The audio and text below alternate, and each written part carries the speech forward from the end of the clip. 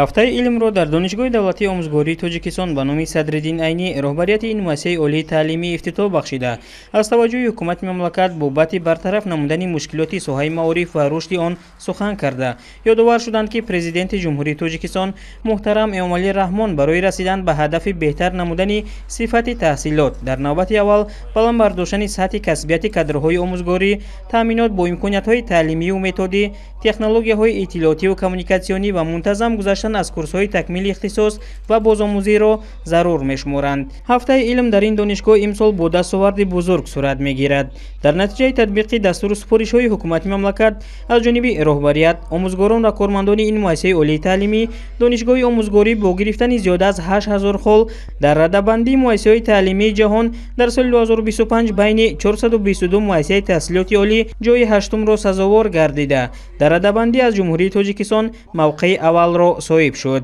Чорабиниҳои илмӣ бахшида ба Рӯзи илми тоҷик эълон гардидани солҳои рушди иқтисоди рақамӣ ва инноватсия, солҳои 2025-2030 ва 700-солагии шоири ғазалсарои тоҷику форс Ҳофизи Широзӣ дар донишгоҳи омӯзгорӣ то 19 апрел идома меёбад. Дар ин муддат аз ҷониби устодону кормандон, муҳаққиқону докторантони PhD беш аз 1000 маъруза мавриди баррасӣ қарор хоҳад гирифт.